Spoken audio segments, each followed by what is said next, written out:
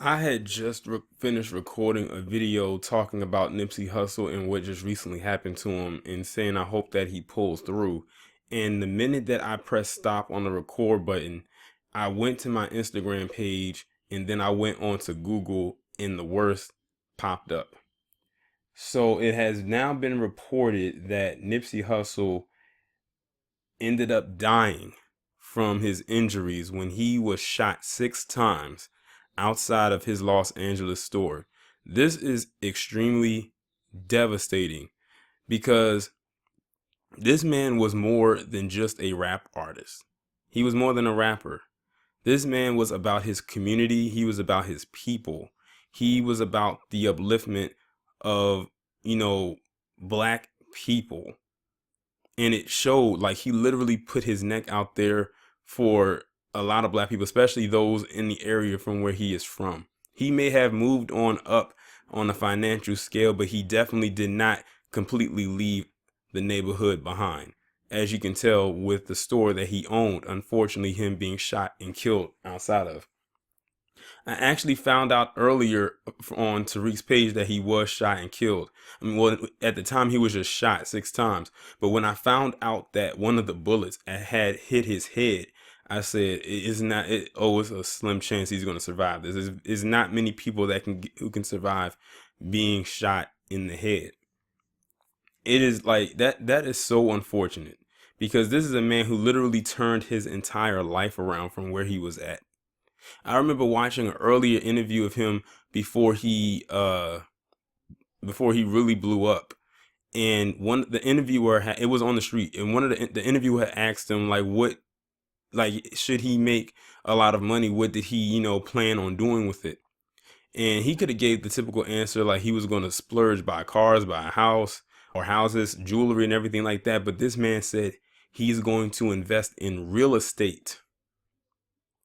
Some of you may have seen that interview and know exactly what I'm talking about. He said he was going to invest in real estate. Not many rappers will say something like that. At least not on the level he was in, because at that time he was younger than what he is now. And the thing is, he wasn't that much older than me. He's an 80s baby just like I am. I think he had me by 5 years. So he was very relatively young. And as you can see, I have a picture with him next to Lauren London. Lauren London and him were engaged to get married. Yes. And Lauren London, she's probably going through it right now.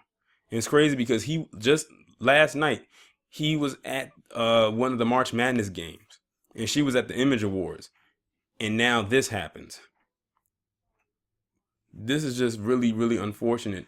And I was trying to figure out what would make someone want to kill this man, because from what I've heard is he was very well loved and well respected by those in the community. Like, nobody really messed with him like that. He didn't really have any enemies. And then I found out that he was working on a documentary talking about Dr. Sebi. And we all know how Dr. Sebi was. He was one of the most well-respected, holistic figures of our lifetime. Like, he was finding, got the cure for AIDS and HIV and cancer and all the things that they say is uncurable. And you need to take this and that drug for treatment. So I truly believe that this man was targeted. And I believe that it was a hit. It was a plant. Someone was put there to be some random who they are paying to be the fall guy. I always tell people, do not underestimate those who wear suits and carry briefcases. They are the true thugs. The ones who stand out on the corner, who are like drug dealers and everything like that, they're nothing compared to the ones who I just described. Not even close. Let's put it this way. The ones on the corner are like the employees, and the ones wearing the suits and carrying the briefcases, those are the bosses and CEOs and managers. But this guy definitely was about his community. He definitely was about helping others. He was helping people do what he did. And it's so crazy because you have people who say that black people need to pull themselves up by their bootstraps. They need to do this and they need to do that. And when they do, and they try to teach others how to do it, stuff like this happens. They get stopped dead, in this case, literally in their tracks. And they can't, and then you got to start over from scratch, from square one. It's all about them not wanting to compete with us. Why do you think a lot of the towns and businesses that black people have owned way back in the day were all destroyed? And then they not only destroy those towns, but they try to destroy any records of them even existing. Why do you think you don't really hear about Black Wall Street today? Hell, the Move bombing happened back in 1985. And you barely hear about that.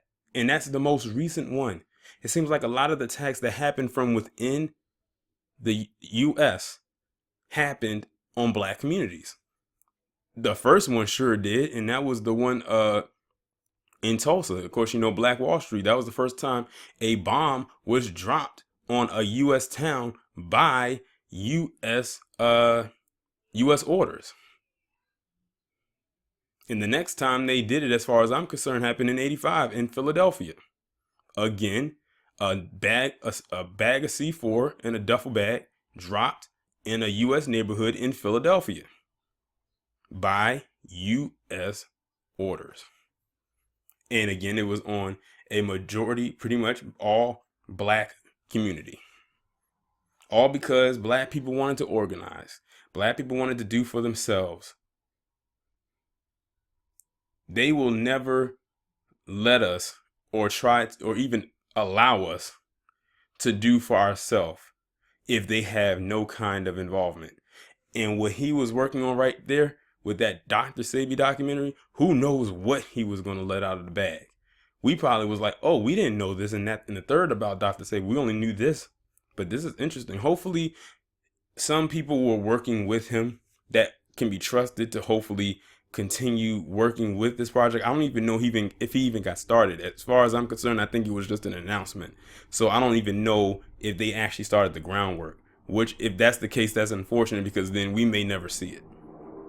And excuse the noise in the background. But my condolences go out to his family, to Lauren London. I know she is probably extremely distraught right now. And I'm like, I love looking at this picture of them too, because whenever they were together, because I followed them both on Instagram, they both look genuinely happy with each other. So that's really all I have to say right now. Y'all let me know what you think down in the comments, and I'll talk to you in the next one.